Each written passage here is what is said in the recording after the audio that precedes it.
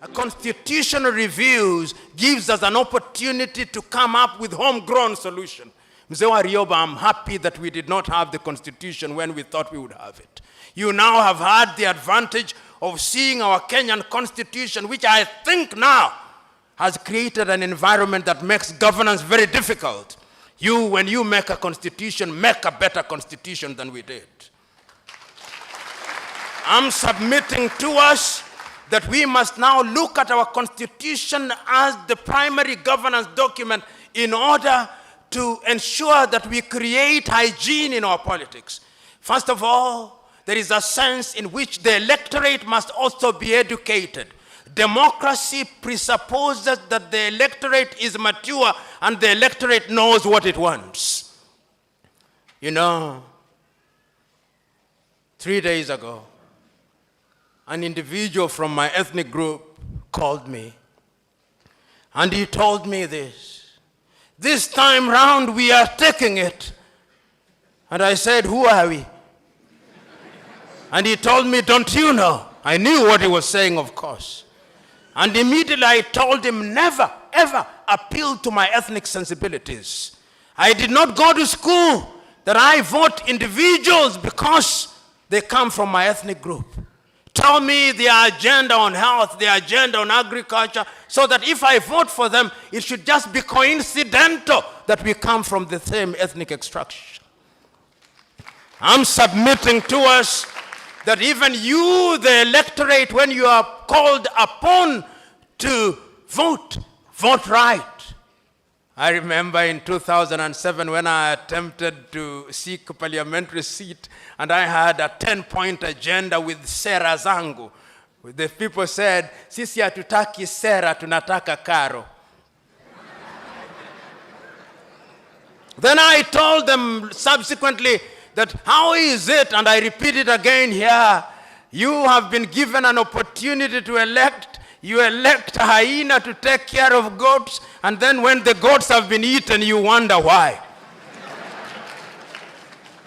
I'm submitting to us that one of the ways is having a new constitutional dispensation. The other thing that we must do beyond the institution, beyond the constitution, is to have institutions. Mwalimu Julius Kambarage Nyerere, whom you now rightly refer to as Baba wa Taifa, said, you are not successful until your successor succeeds. Today, Mwalimu Kambarage Nyerere is successful because his successors have succeeded. Did you not have Mzee Mwinyi? Did you not have Benjamin William Mkapa? Did you not have Jakaya Mrisho Kikwete? Did you not have John Pombe Magufuli, who have seen and said, we must protect the sitting presidents? In order to preserve the nation, sometimes memories must be selective. I remember after the civil war in Nigeria, the young Yakubu Gowon, receiving the Biafrans who had surrendered, said, brothers, I'm happy to see you. And the commentator says, at a critical point in Nigerian history, the victor did not gloat and the vanquished were not humiliated. What Pombe Magufuli is doing is right. There is no future without forgiveness. There is no future without selective memories, but we must never forget. I'm submitting to us that the only thing that survives and will introduce hygiene in African politics is institutions. Because institutions will exist beyond us. And I'm happy to say that in Tanzania, one begins to see institutions. One begins to see individuals who are smaller than institutions. Because if you are larger than institution, then you consume institution. And Mobutu Sese Seko reminded us that when he changed his name from Joseph Desire Mobutu to Mobutu Sese Seko Kukumbendu Wanzambanga. And when he died, until today, the Democratic Republic of Congo is not at ease. Beyond the institution, the other thing that we must do is that we must have men and women of integrity. These men and women of integrity are not angels. They'll have made mistakes, but they'll have learned from those mistakes. These men and women should be subjected to certain ideals. That is why Mwalimu Nyerere once again said, lazima tuwe na siasa ya maadili na miko. There must be taboos in politics, the do's and the don'ts. Tukiwa na sera huria, basi ni uhuni utatamalaki. I'm submitting to us that we must have integrity in order to inject hygiene in Kenya, in African politics. I'm submitting to us the fourth thing, that the other thing that we must do is that we must de-ethnicize our politics. And I'm saying, it doesn't mean that you reject your being a Sukuma or a Mhaya or a Luo or a Kamba. Celebrate all those. But remember that in order to produce melodious music, you play the white of the piano and the black of the piano, and lo and behold, there is symphony, and there is harmony, and there is joy. I'm submitting to us that in order to introduce hygiene in our politics, the quality of the lives of the people must be improved. The gross national happiness index must improve, not the gross domestic product. I'm submitting to us that the misery index must go down. In other words, young Tanzanians and young Africans must have the opportunity to realize their potential. They must not go out to be humiliated. You know, today, and if there is any Chinese in the assembly, forgive me, because the Chinese are an amazing people. 30 years ago, China was a third world country. Then they made a decision, and China will never be the same again. I want to submit to you, all of you who are in this assembly, 99% of the things that you have are from China. If it is your phone, even if it is iPhone, it is assembled in China. Everything we have is from China. China has become the factory of the world. They know what they want and they are going for it. I'm submitting to us that if we are to produce hygiene in African politics, we must know what we want. Nyerere used to say, wakati mwingine wa Afrika tunabaki tunashangaa na kuduatu. Wachina hawa.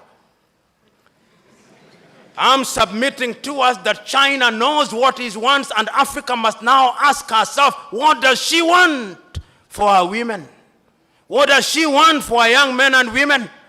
And I have no doubt that we have the wherewithal to find out what we want. I'm submitting to us that we must also introduce equality and inclusivity. Our women must be given their pride of place. And I must say, you know, somebody said something with which I agreed terribly 2 days ago. Why must it be that when we are dealing with our women and our youth, we must create for them a microfinance? Why? For how long will our women be in micro enterprises? Why can't our women be involved in mega enterprises? I'm submitting to us that we must mainstream our women, because 52% of the population cannot be left in the periphery. And I'm saying that when you include everybody, when everybody is at the dinner table, then everybody will be happy, because the last time I checked, I used to think that there were two ways of being at the dinner table of civilization. And I used to say that at the dinner table of civilization, you can be present as a waiter or a diner. But 2 days ago, somebody told me, no, that you can also be the food to be eaten. So Africans, choose you now. What role you want to play at the dinner table? Do you want to be the food to be eaten? Do you want to be the waiter to be waiting upon the diner? Or you want to be the diner? Africans have been food for too long. Africans have been waiters for too long. This is the time to be diners at the dinner table of democracy. I'm submitting to us that we are not children of a lesser God. I'm saying that there is a tide in the affairs of man which, taken on a crest, leads to great fortunes. But if you miss them, it leads to great miseries. Shakespeare was right. Chinua Achebe was right. If you want and you seek, you will never fail to find. Difficulties may and indeed will exist, but it's through overcoming them that we grow stronger. And I'm submitting to us that we have the ability to do that. And to the young Africans, Chinua Achebe posed the question, where are the young suckers that will grow when the old banana dies? Are you those young suckers that will grow when the old bananas who are seated here die? Because the future of Africa is in your hands. Young Chinese are coming here, teaching us how to read Mandarin. Are we teaching them Kiswahili? Young Chinese are coming here working 7 days a week. Are you working 7 days a week?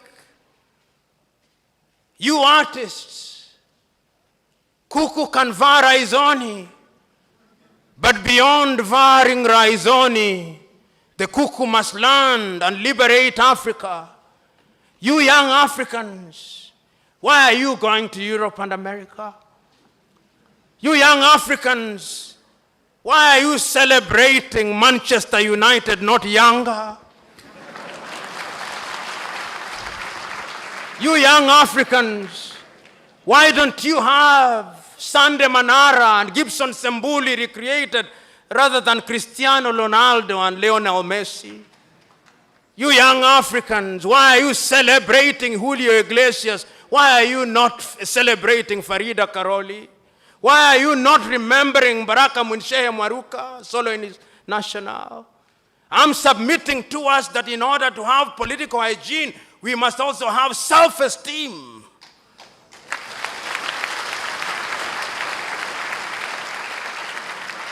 Kwa Kiswahili lazima tujiamini sisi. Self-esteem. Once we have self-esteem, that we know that we are equal and that God in his divine wisdom decided the God that I worship is a God of diversity.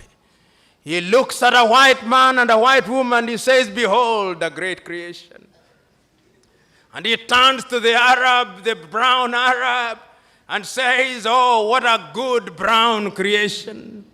And he turns to the slitty-eyed Chinese and the Japanese and he says, behold, what a great creation. And he turns to the Negroid and says, I perfected it here. What a perfect turn. So that when we sit at the dinner table of civilization, it is the diversity that we should look forward to. And I'm submitting to us that once we've done all that, then Africa will be great.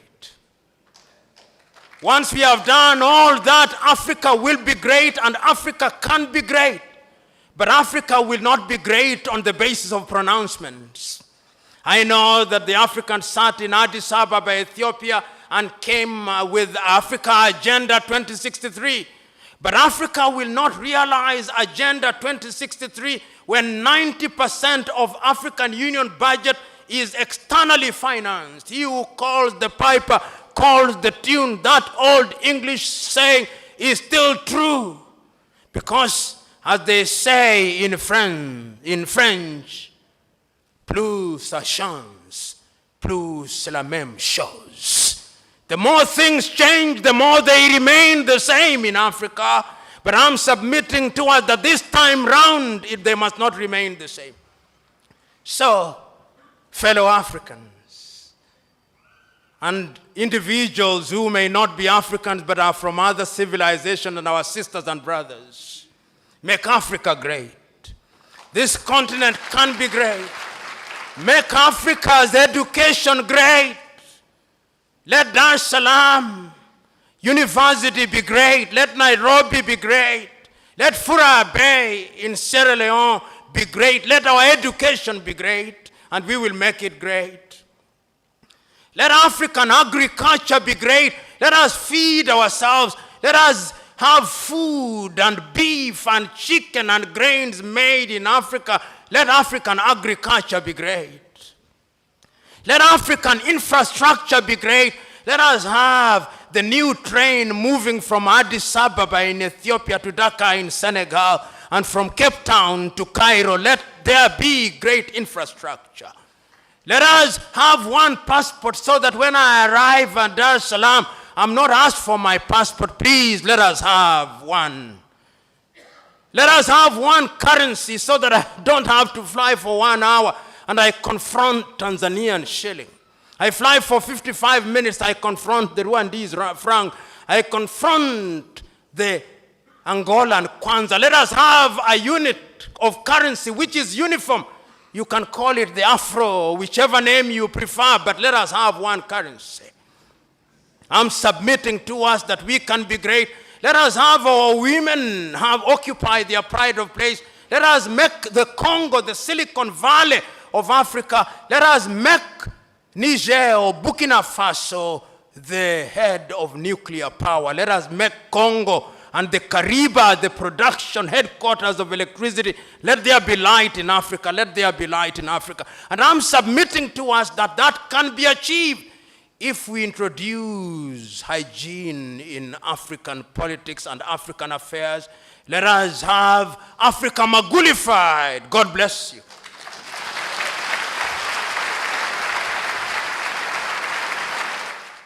Naitwa Niki wa Pili, ni msanii wa rap.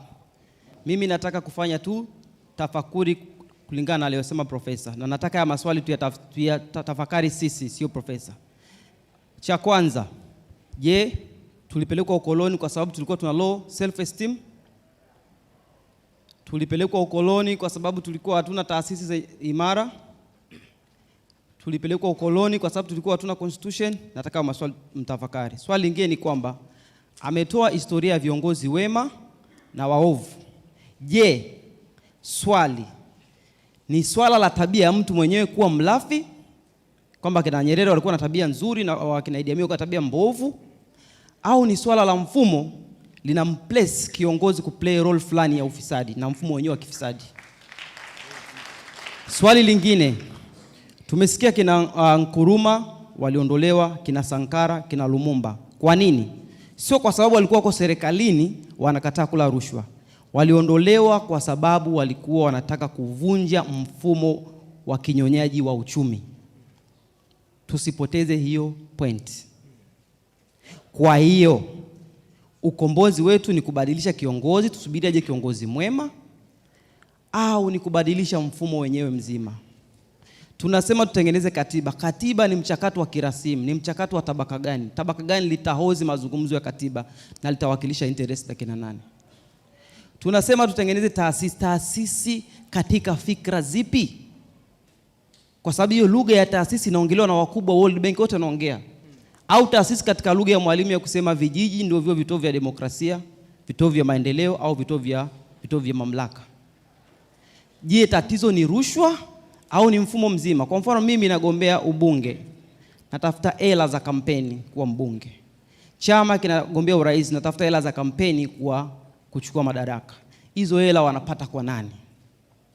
Wanapokuja kupata mamlaka, hiyo mikataba waenda kufanya kwa nani? Kwa hiyo kumbe huo mfumo wenyewe wa demokrasia ni tool, ni chombo cha kufanikisha huo mfumo mzima wa unyonyaji ufanye kazi. Kwa hiyo profesa ameongea vizuri sana, lakini kwangu mimi nasema ukombozi wa Afrika hautaletwa na Mesaya, Masi. Hata ukiwasoma kina Mwalimu, kina Cabral, kina Sankara, waliogopa sana hiyo dhana ya umasi ambao sisi wote tunaiabudu. Leo tumejaa kwa sababu anakuja Profesa Lumumba. Ni dhana ya umasi.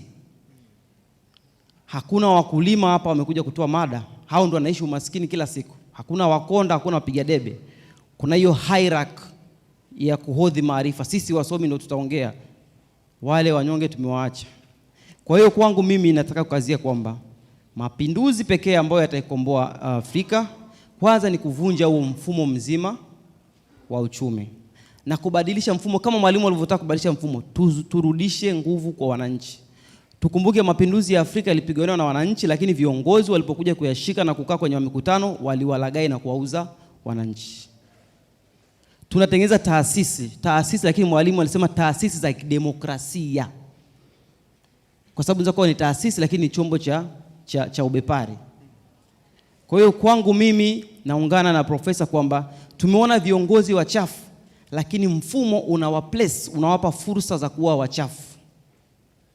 Kwa hiyo lazima tuelewe mfumo mzima unafanyaje kazi na tools zake ni zipi. Mimi naogopa sana hizo lugha za taasisi, equality, kwa sababu wakoloni ni lugha zao hizo, katiba na kila kitu. Kwa mimi narudi kwa sababu iliyomfanya Sankara akawawa Hani wa South Africa, akawawa Lipumba, kwa sababu walitaka kubadili mfumo wa kiuchumi. Na ni lazima uanze na dira kubwa. Kama Mwalimu alibadilisha elimu, alibadilisha siasa na kila kitu, kutengeneza mfumo mpya, kama ambavyo wazungu walivyotoka kwenye ukabaila kwenda kwenye ubepari, waliua mfumo mzima wa ubepari. Kwa hiyo kama tunataka turudi, lazima tuue mfumo mzima wa unyonyaji na tools zake zote, tutengeneze mfumo mpya, ndio tutaweza kutoka. Lakini hizo lugha za katiba na nini, hizo ni lugha za warasimu. Asante sana. I'm Dr. Wale Okedino, a former member of the parliament from Nigeria. And I have two questions for you.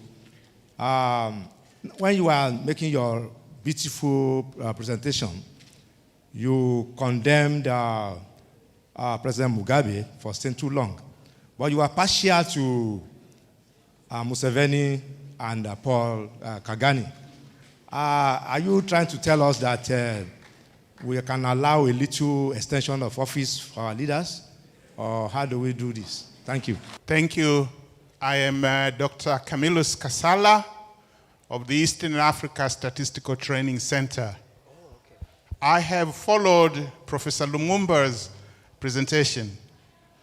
I would like to submit to us that this, what I'm going to say, will be the summary of his presentation, very short. There is no hygiene in African politics because of what I call the not always vicious circle.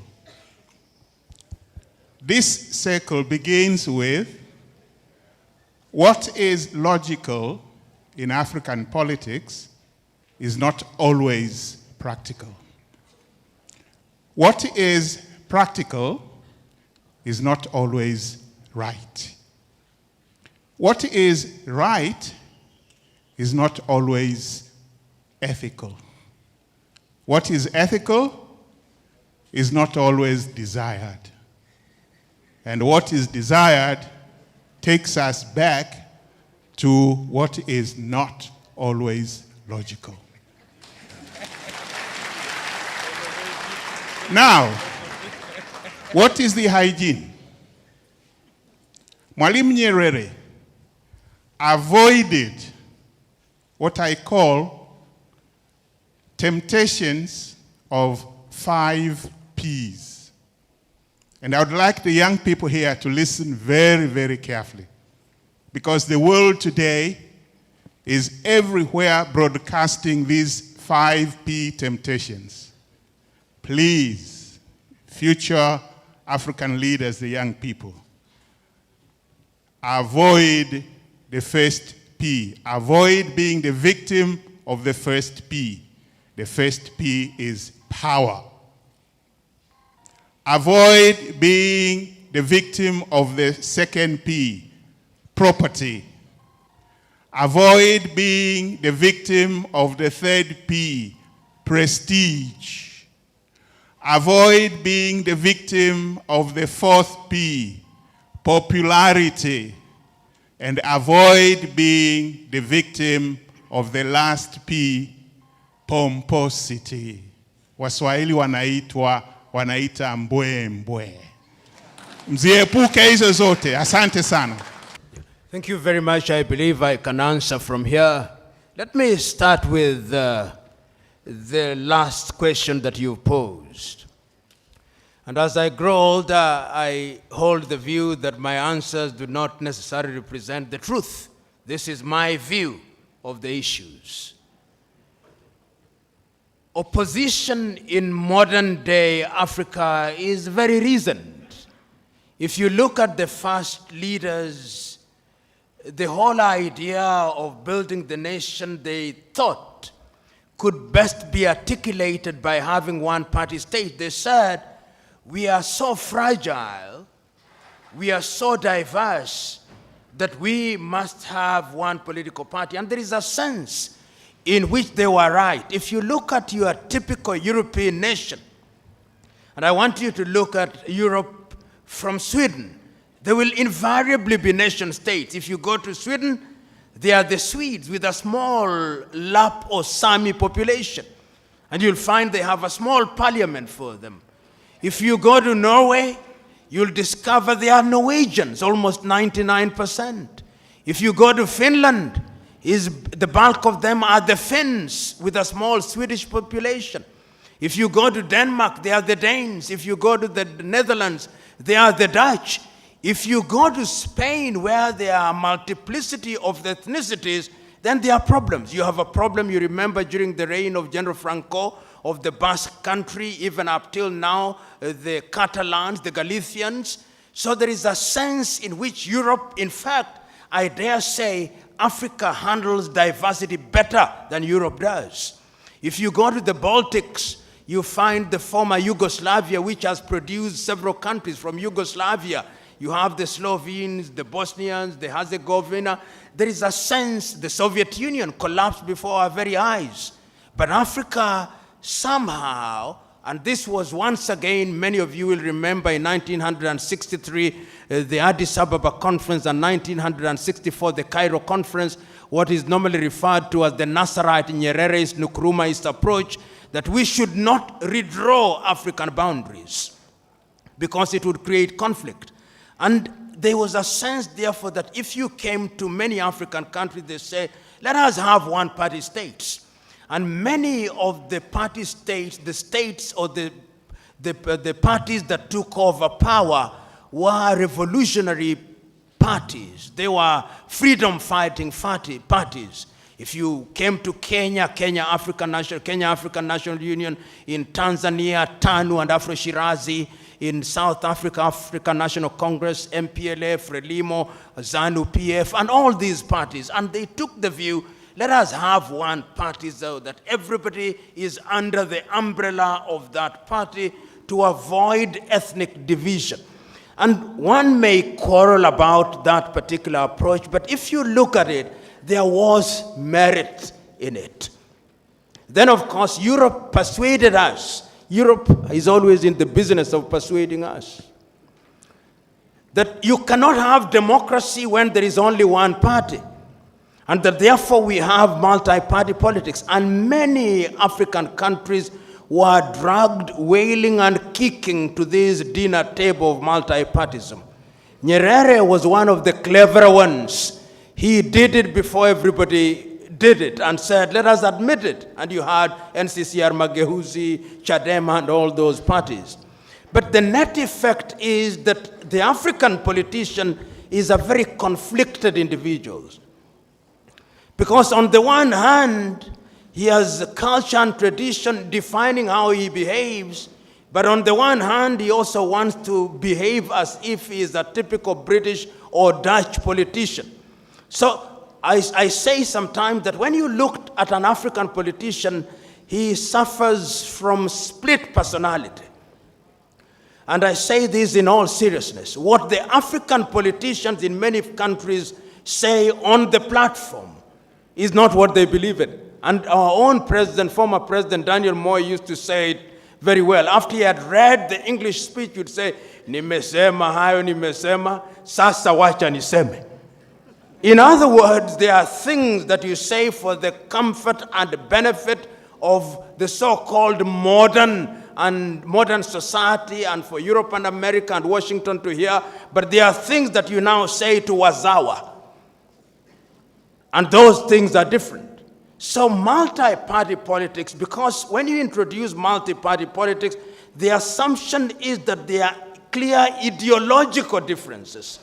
If you go to Europe and America and you talk about the Tories, there are ways in which they believe that government must be run in this way. You go to the United States of America, there are sense in which the Republicans have a way in which they think government should be run. If you go to different countries, but if you come to Tanzania, what is it that Chadema wants to do that is different from CCM? What is it that NCCR Mageuzi wants to do that is different from CCM? If you look at them, the difference is possibly 1%. If you go to Kenya, where we have 63 political parties, if you ask these individuals, what do you want to do? They'll tell you, we hold the view. They'll not tell you in so many words. I'm the one who normally says it on national television. They hold the view that because the present administration is an administration that has brought together the Kikuyus and the Kalenjins, the next combination should now have the Luos and the Luhyas and the Kambas and a little Maasai